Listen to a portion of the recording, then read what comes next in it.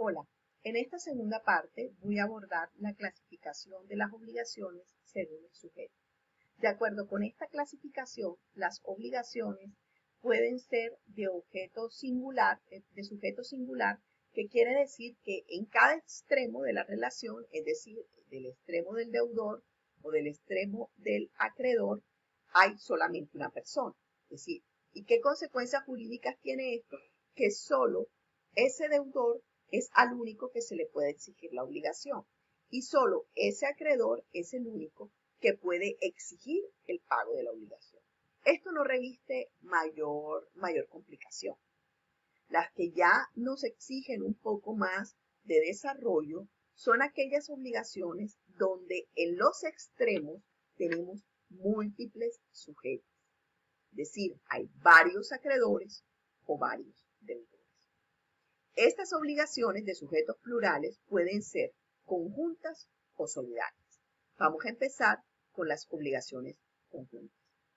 Las conjuntas, 1568 del Código Civil, tal como lo ven en las diapositivas, es que están a cargo de dos o más deudores o a favor de dos o más acreedores. Entonces vamos a explicarlo primero desde la perspectiva del acreedor.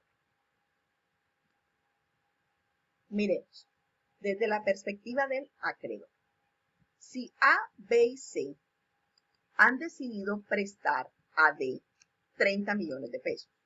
Hago la salvedad de que el ejemplo lo hago con dinero solo con fines pedagógicos, no porque estas obligaciones recaigan exclusivamente sobre sumas de dinero.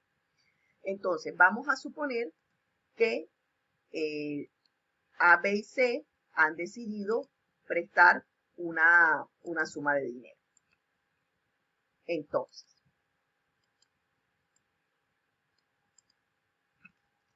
y le prestaron 30 millones.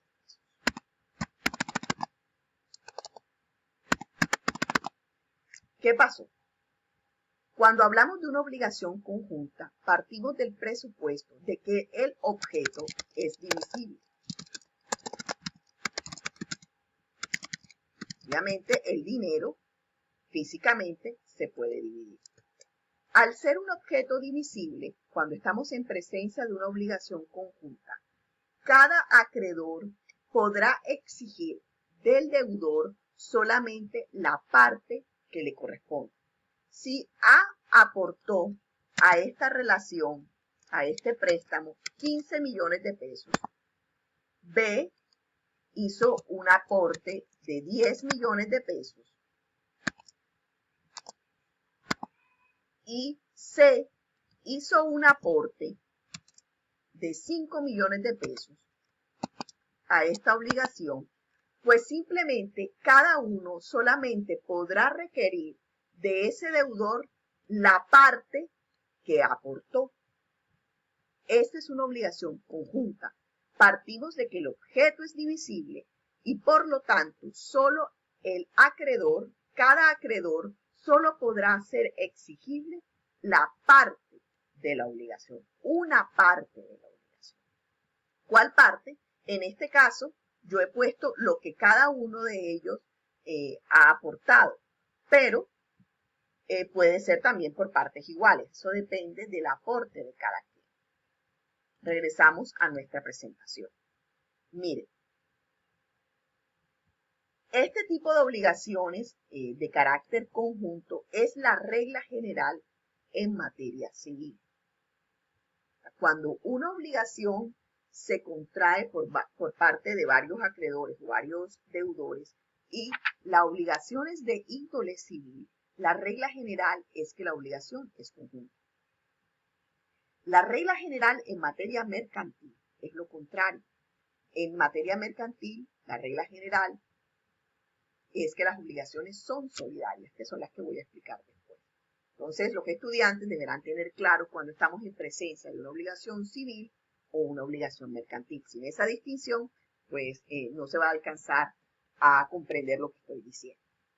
Entonces, por ejemplo, en una comunidad de bienes, es decir, en una copropiedad, donde una sola cosa tiene varios dueños, las obligaciones que se generan entre ellos son obligaciones conjuntas. Cada uno aporta al bien en la medida de su cuota de propiedad. Eso es una obligación conjunta. Y no se le puede exigir más allá de lo que su cuota de propiedad le determina. Desde el punto de vista del deudor, entonces pasamos nuevamente aquí a nuestro cuadro. Entonces, si es lo contrario. Si tenemos un solo, vamos a borrar aquí, desde la perspectiva, no es que no puedan haber pluralidades en ambos extremos, sí pueden haber, sino que simplemente lo estoy haciendo así para que se vea, para que ustedes me entiendan mejor. Si la pluralidad la tenemos aquí, es decir, que los deudores son D, F y G,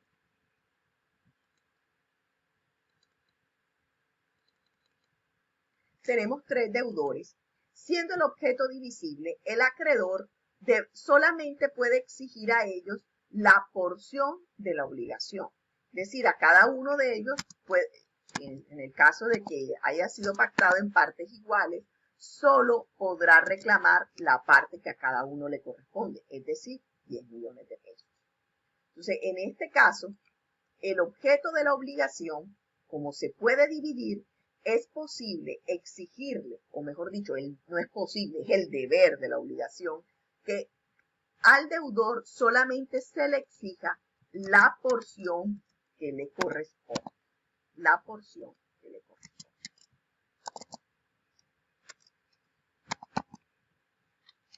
Volvemos a nuestra presentación. Entonces, tenemos aquí características. Es que el objeto es divisible, ya se los expliqué. Pluralidad de vínculos jurídicos. ¿Eso qué significa? Significa que el acreedor, en este caso, tiene una relación jurídica de carácter independiente con cada deudor.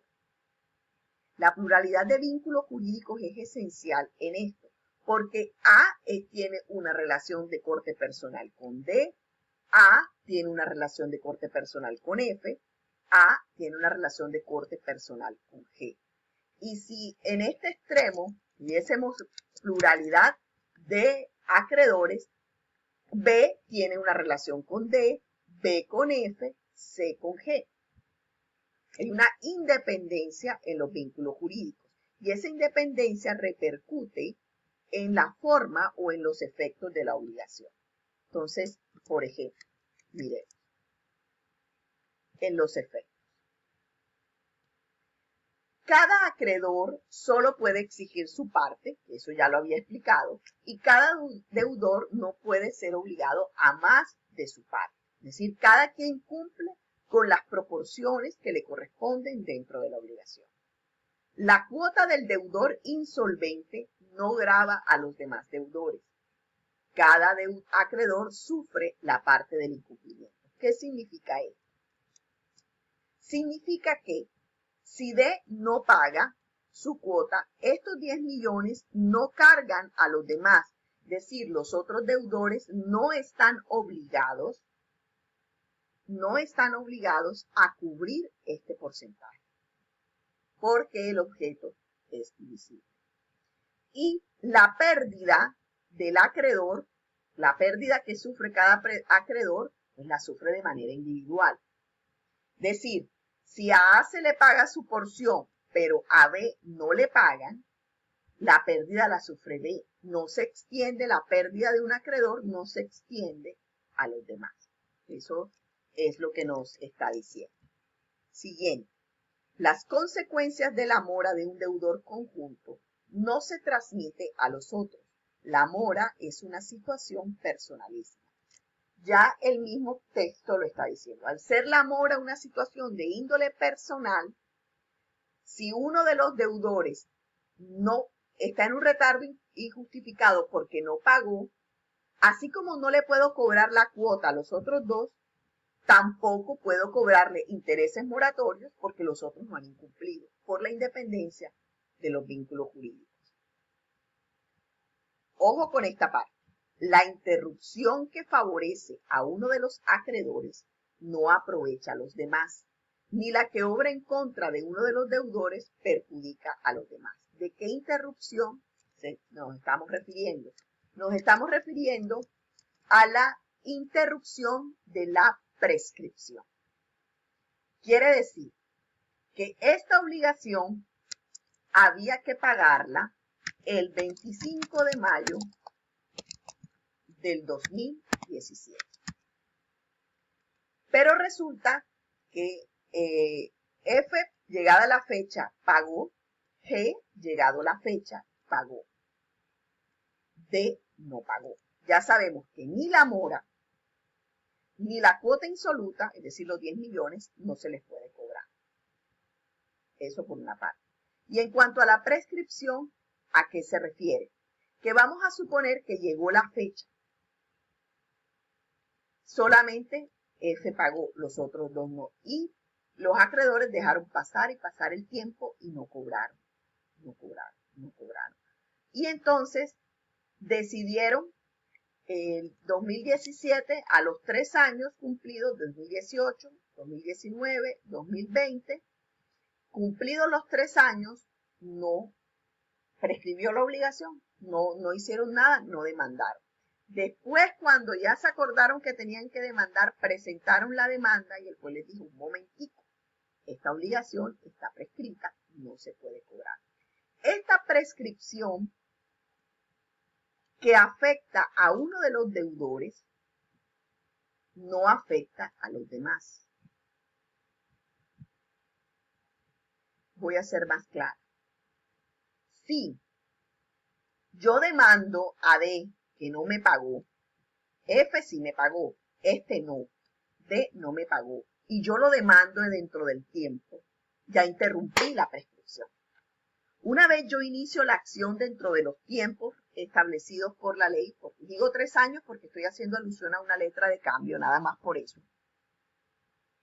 Aunque ya eso rompe lo de los conjuntos, pero bueno, es simplemente para que me entiendan. Vamos a suponer que la prescripción es de 3 años en esta obligación y yo demandé a D dentro del tiempo. Esa interrupción, yo interrumpí inmediatamente el fenómeno de la prescripción, pero yo no demandé a G, a este no lo demandé. El hecho de haber demandado al uno y no haber demandado al otro, la interrupción que se dio aquí no afecta a G. A él le sigue favoreciendo el fenómeno de la prescripción. Resulta que yo seguí con la demanda con D, pero a G nunca lo demandé. Y cuando quise demandarlo, ya para qué, ya habría prescrito.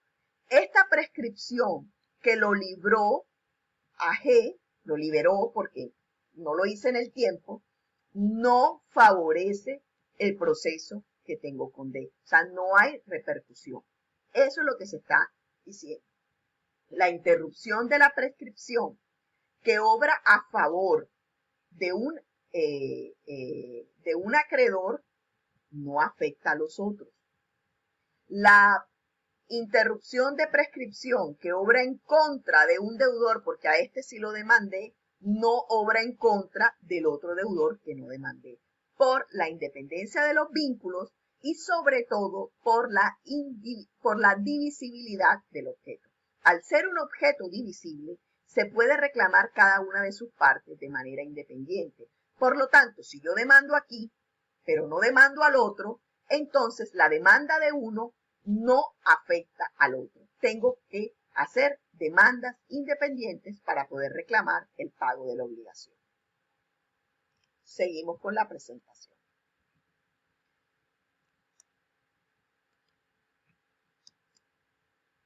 Ahora sale en pantalla obligaciones plurales, pero ya no conjuntas, sino solidarias. La solidaridad es la que viene a complicar un poco la cosa, porque lo conjunto es lo que la lógica o el sentido común de la gente cree. Si somos más de un deudor, pues simplemente paguemos entre varios y listo. Pero esa lógica no siempre opera así. Mucha gente, cuando hace créditos en los bancos, por ejemplo, y lleva un codeudor, entonces la gente se pregunta, pero si uno no paga, ¿por qué me van a cobrar todo a mí? Cóbrenlo por mitades, cóbrenlo por una parte, yo te pago una partecita y libérame. No. En este tipo de obligaciones No opera la lógica que yo acabo de explicar anteriormente. La lógica anterior de las obligaciones conjuntas aplica para obligaciones que su origen, que su nacimiento son obligaciones de corte civil, no mercantil. Por eso cuando decía lo de la letra de cambio, bueno, ahí sí, la letra de cambio es un título mercantil, por lo tanto todo lo que se suscribe ahí es solidario, no conjunto, pero simplemente utilicé el término de los 3 años, era para representar una prescripción, no porque fuese así, simplemente por eso, tengámoslo claro.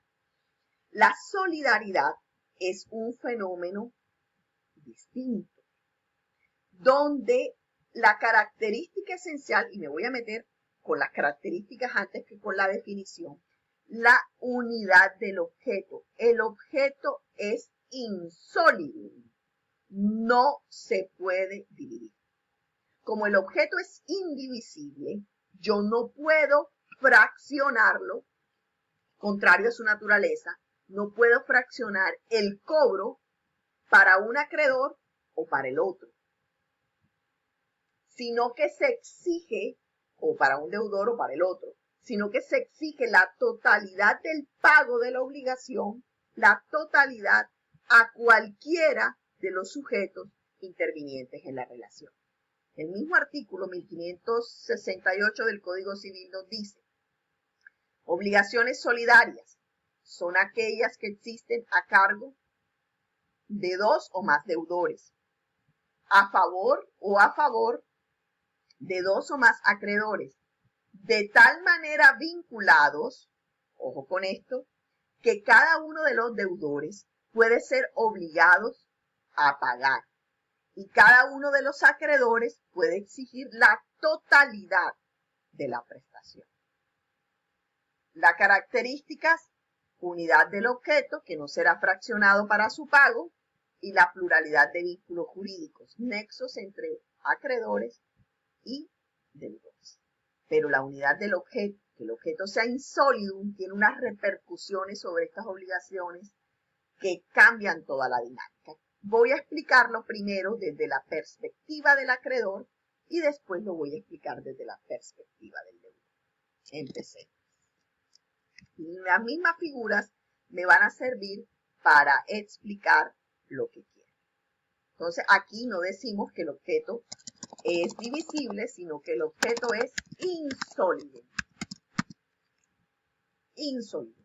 Que aunque se trate de dinero que yo puedo fraccionar, al pactarse una obligación como solidaria, ese dinero se entiende como si fuera un bloque sólido indestructible y por lo tanto se exige su totalidad a uno cualquiera de los deudores para pagarse a uno cualquiera de los acreedores. Vamos a explicar primero la solidaridad activa, es decir, aquella que recae sobre varios acreedores.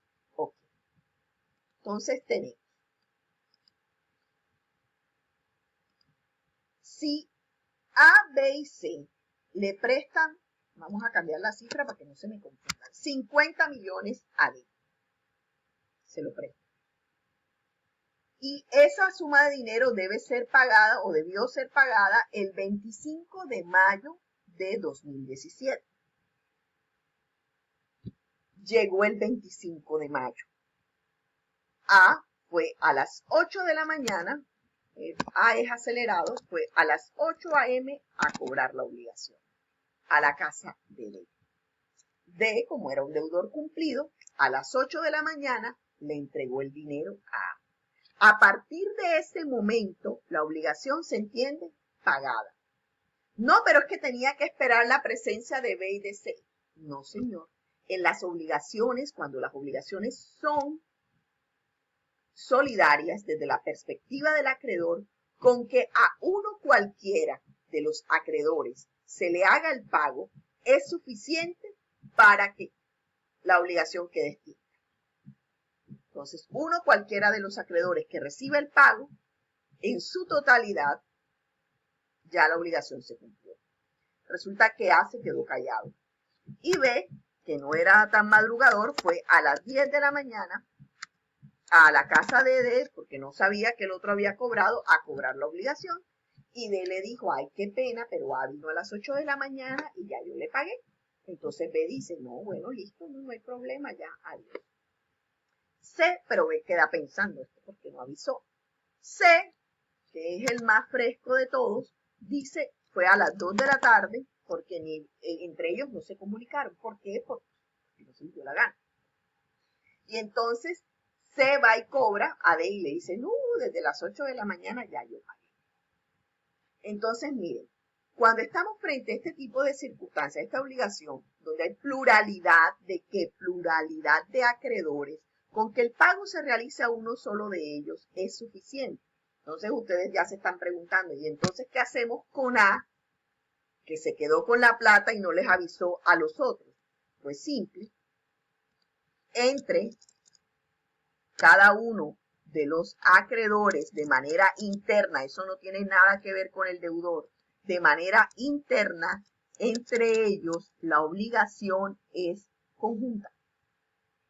Internamente, entre ellos, porque de pronto A fue a las 8 de la mañana porque de los 50 millones él prestó 30, y este prestó 20, y este prestó 10. Y entonces, ¿cómo hace B y C para recuperar su parte más las ganancias, es decir, los intereses?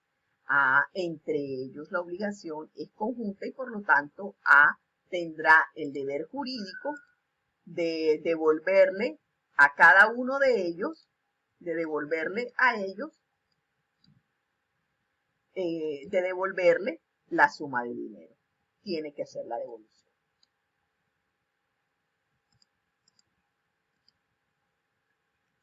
Desde una perspectiva de una obligación internamente, para ellos, interno, es conjunto. Entonces nos dice,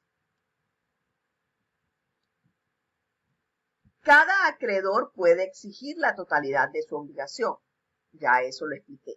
Si el deudor ha sido demandado por uno de los acreedores solidarios, solo a este que demandó puede pagar válidamente. Vamos a nuestro gráfico. ¿Qué quiere decir? Llegó el 25 de mayo anhelado y resulta que ni a las 8, ni a las 10, ni a las 2 no pagó la obligación. Los acreedores se reunieron y dijeron, bueno, tenemos que cobrar esta obligación. Y entonces A dijo, mañana voy a presentar la demanda. B le dice, no, pero espérate, vamos a darle un mes. Y C dice, no, hombre, vamos a darle un mes y medio. Pero A dijo, no, señor, ustedes verán, yo demando. Y presenta una demanda contra D.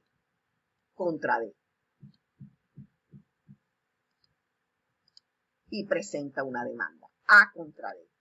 Cuando una obligación solidaria, uno de los acreedores demanda al deudor, como la obligación es insolidum, solo a ese acreedor es al que se le puede hacer el pago. ¿Por qué? Porque él fue el que demandó. Entonces el deudor no podrá decir, bueno, como entonces C era el más relajado de todos y me quería dar un mes y medio más de plazo, entonces a C es al que le pago. No, porque el pago no se considera válido. El pago ya debe hacerse en el contexto de la demanda presentada. Seguimos.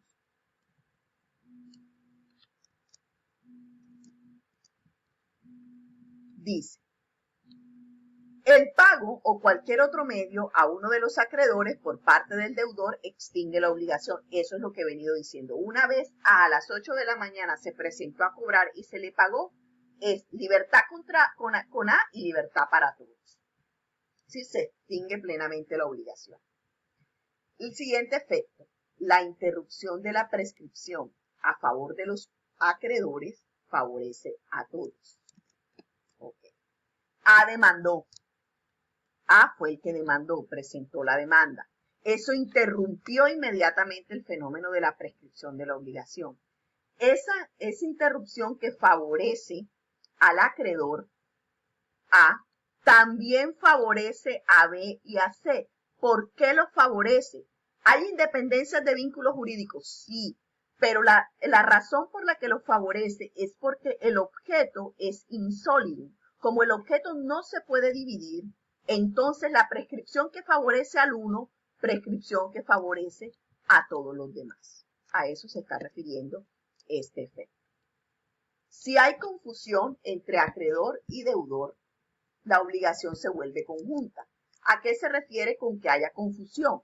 Que por esas circunstancias del parentesco o por sesiones de crédito resulta que vamos a suponer que C y D eran tío y sobrino.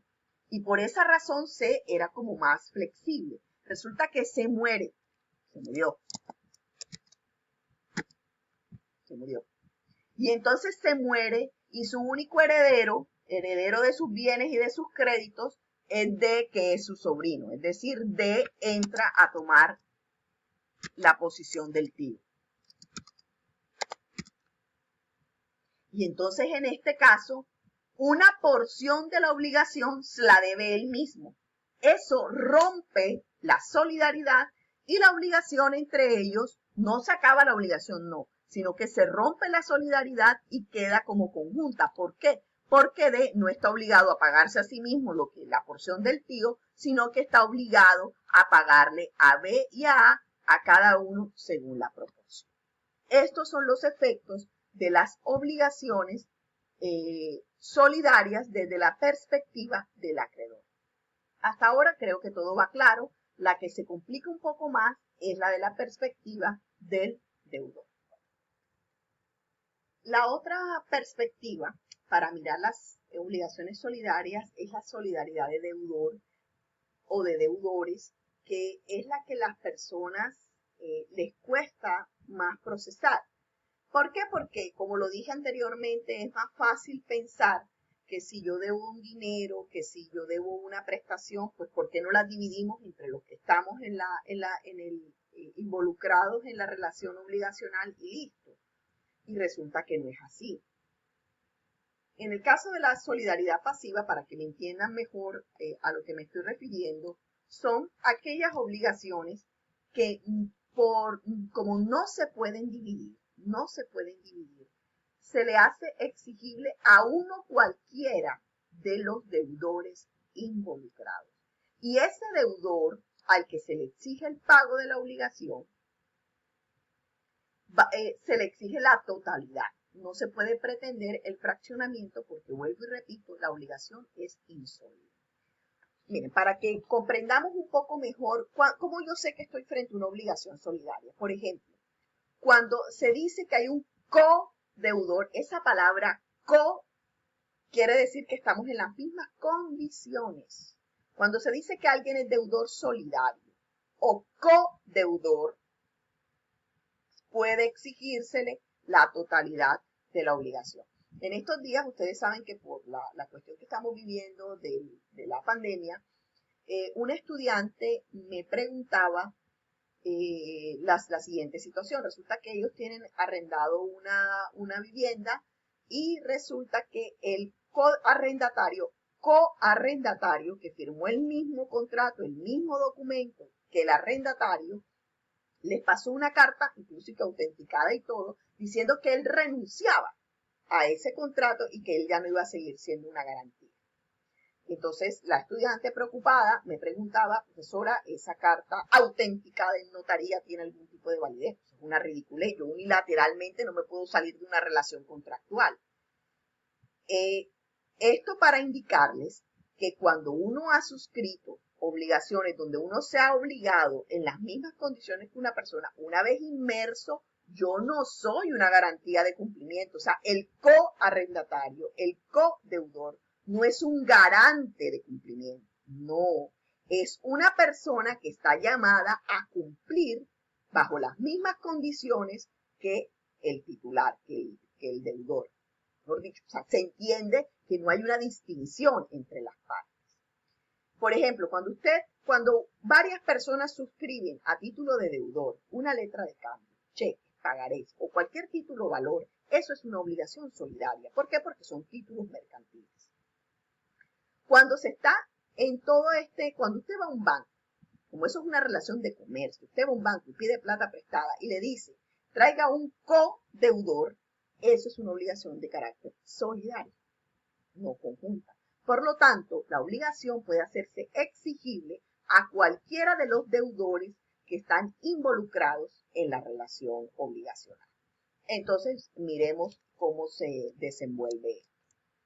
Entonces aquí, para que me entiendan mejor, vamos a quitar la pluralidad de acreedores, aunque se puede dar la pluralidad de acreedores y de deudores, es simplemente para que me entiendan. Y aquí tenemos es una pluralidad de deudores, objeto insólido. ¿Qué pasa aquí? Hay 3 deudores, un acreedor, y el acreedor puede hacer exigible a cualquiera, a su libre escogencia, a cualquiera de los deudores el cumplimiento de la obligación. ¿De cuál obligación? De los 50 millones. A cualquiera se le puede requerir. Entonces ustedes dirán, pero es que entonces yo no entiendo porque es que los bancos, ¿cómo es que hacen? ¿Qué es lo que pasa como en la movilidad del sistema financiero y de los préstamos? Pues simple. Los bancos, por una cuestión interna, comercial, de organización, ellos identifican a un titular del crédito y a un codeudor. Entonces ahí cuando empiezan esas distinciones es cuando la gente se confunde, porque cree que el otro es como una especie de garantía, de fianza, y no. Una cosa es que el banco ya haya hecho la escogencia como acreedor. El banco ya escogió a quién le va a cobrar, al que marcó dentro de su sistema como titular de la obligación. Pero eso no exonera al otro de hacerle exigible la obligación. Entonces, por ejemplo, D fue a hacer el préstamo y los otros estaban de codeudores de la obligación. Entonces, A puede hacer exigible la obligación a ese que él nominó como titular o lo puede hacer exigible a cualquiera de los otros y los otros no podrán negarse a que se les cobre. En el caso en que D, en la fecha establecida, no pague, ¿qué ocurre? Que A puede optar por demandar a D, por demandar a F, por demandar a G o por demandarlo a todos. Paréntesis un instante, lo sensato no es que la ley lo diga. Usted puede escoger a uno o puede demandarlos a 2 o a 3 o a todos, pero lo sensato es que demande a todo el mundo. En clase les explico por qué. Entonces, cada deudor puede ser obligado al pago de la prestación total. Cada deudor puede ser, o sea, yo puedo escoger al deudor, que el que representa, el que tiene más solvencia, o puedo escoger a cualquiera, porque el objeto no se divide. Es diferente de la fianza, y esto es muy importante porque la gente tiende a confundir codeudor con fiador, y esos son categorías jurídicas distintas. Cuando estamos en la fianza, estamos en otra película completamente distinta. En la fianza, ¿qué es lo que se está diciendo? En la fianza, lo que se está, voy a tomar los cuadritos nuevamente, pero voy a ponerme acá para que me entiendan.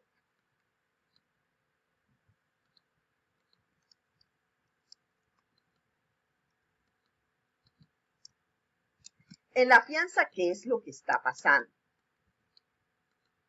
En la fianza lo que ocurre es que así como la prenda, en la prenda uno pone de garantía un bien mueble. En la hipoteca uno pone de garantía un bien inmueble. En la fianza uno que pone de garantía pues a otro sujeto, simplemente. ¿Y qué es lo que ocurre con la fianza? En la fianza hay una relación jurídica entre un acreedor y un deudor, donde el deudor se compromete a satisfacer una prestación a favor del acreedor. El deudor a favor del acreedor. Listo. El acreedor dice, ven acá, ¿cómo es que tú me vas a garantizar que me vas a pagar? Y él dice, yo te traigo a un fiador. Ese fiador solamente entrará en caso si y solo si el deudor no paga. Si el deudor no cumple con la obligación, entonces entra el fiador. Esta es una relación jurídica y esta es otra. Tanto es así que la fianza es un contrato aparte que celebran estos dos intervinientes. donde el fiador puede decir que fía una parte de la obligación. Es decir, eran 50 millones. No, yo no fío los 50, yo fío 30. El fiador puede decir, y yo fío los 30 millones por 5 años. Después de 5 años ya yo no soy fiador. Ese tipo de condiciones no la puede establecer el deudor solidario. Entonces, ya empezamos a diferenciar una de la otra. Si el deudor no paga, el deudor es el que tiene la responsabilidad de pagar. En caso de que no pague, porque yo ejecuté y yo te busqué y te esculqué y no te encontré, entonces ejecuto al fiador. Pero el fiador resulta que tiene unos beneficios, unos ases bajo la manga, que dicen, espérense un momento, yo puedo invocar unos beneficios porque yo en esta relación jurídica yo soy un fiador. ¿Qué beneficios se pueden invocar? Beneficio de excusión, beneficio de separación o de división de la deuda y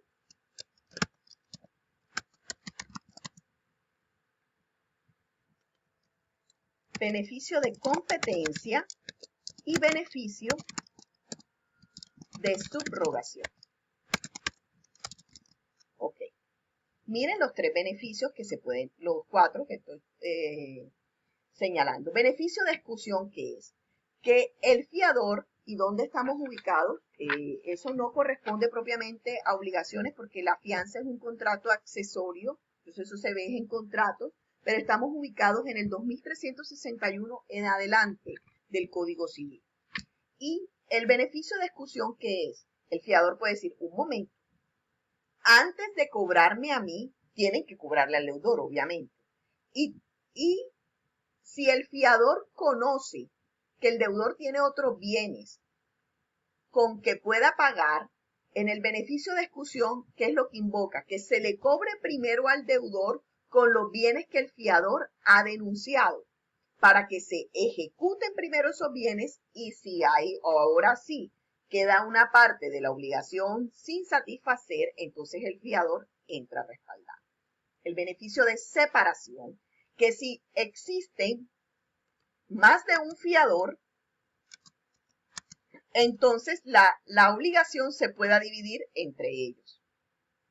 Beneficio de competencia es que el fiador puede decir, espérese un momentico, yo buenamente puedo pagar porque no tengo más, o sea, escúlquenme que yo no tengo.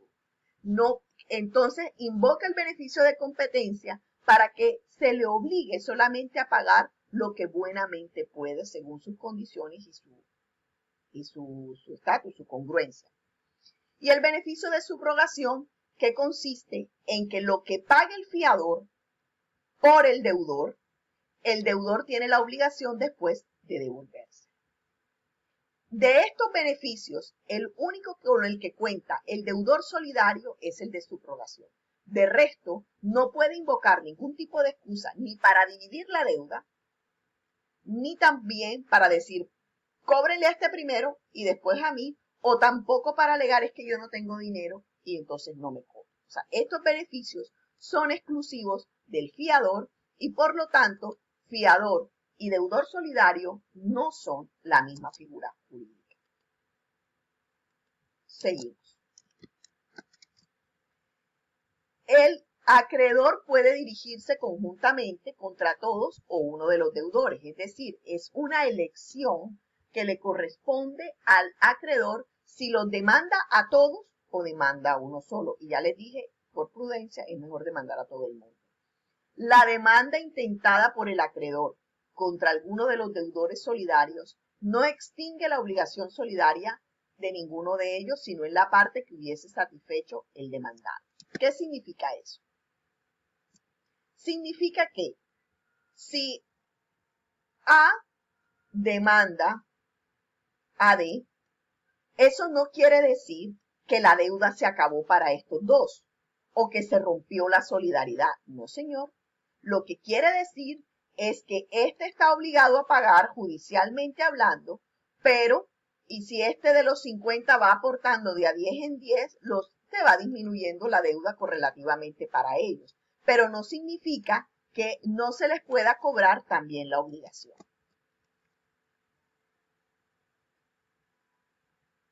Manifestación expresa del acreedor. Esta partecita significa que cuando yo demando a uno y no demando a los otros, en la demanda yo debo hacer una reserva de la solidaridad. Entonces debo decir, manifiesto de manera expresa que me reservo el derecho de la solidaridad sobre los otros deudores que no están demandando. Tengo que hacer reserva de la solidaridad para no romperla justamente. Los medios de extinguir las obligaciones que favorece a uno se extiende a los demás. ¿Qué quiere decir? Que si hay pago, novación, transacción o cualquier otra figura que se emplee para terminar con la obligación, favorece al deudor que lo hizo y a los otros. Porque acuérdense que el objeto no se divide. Los medios de extinción o modalidades que obran sobre los sujetos extinguen o modifican el vínculo individual, pero no la esencia global de la obligación. ¿A qué se está refiriendo aquí? A que los vínculos jurídicos son plurales, el objeto no. Y entonces, en esa medida, por ejemplo, circunstancias particulares que el acreedor haya pactado con uno y no con el otro, solamente afectan a esa persona con la que se pactó, pero el objeto sigue siendo indivisible. La pérdida del objeto por culpa o mora de uno de los deudores, esa mora le atañe a ese deudor, pero no extingue la obligación. Y la prescripción para todos, obviamente. Si se demanda a D, pues esa interrupción de la prescripción obra en contra de F y de G. Si por alguna circunstancia prescribe la obligación para uno, prescribe la obligación para todos. La prescripción en las obligaciones solidarias es un fenómeno que afecta por iguales condiciones a cada uno de los deudores. Cada uno de los deudores queda afectado. ¿Qué pasa entre los deudores? Cuando un deudor paga la totalidad de la obligación y este deudor que pagó no disfrutó, no gozó de la obligación, porque de pronto la plata no era para él, sino que él era codeudor, ese tiene derecho a subrogación de la deuda, que significa que el deudor que sí gozó y no pagó, le devuelva lo pagado.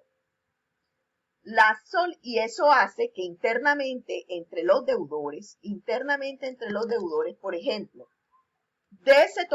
D disfrutó de la obligación, él fue el que se gastó la plata. F pagó y G no pagó. Ni disfrutó ni pagó. El que pagó todo fue F. F, entre ellos surge una obligación conjunta. Donde F tiene el derecho de que D le devuelva lo pagado y G, voy a decir algo, espero que no se confundan, G, como la obligación se rompió la solidaridad internamente entre ellos, es conjunta, G, que no pagó, G, que no disfrutó de la obligación, se convierte en fiador de esta relación jurídica. La solidaridad es una facultad del acreedor. Entonces, en este sentido, puede ser renunciado de forma expresa por el acreedor o de forma tácita cuando el acreedor se pone a distribuir y a decirle, bueno, tú me pagas esto, tú me pagas aquello, cuando él mismo con su conducta divide el objeto, rompe la solidaridad y la obligación pasa de ser solidaria a conjunta. ¿Qué pasa cuando uno de los deudores muere? Que es la última circunstancia que se contempla acá. Murió D. Entonces, al morir uno de los deudores, sus herederos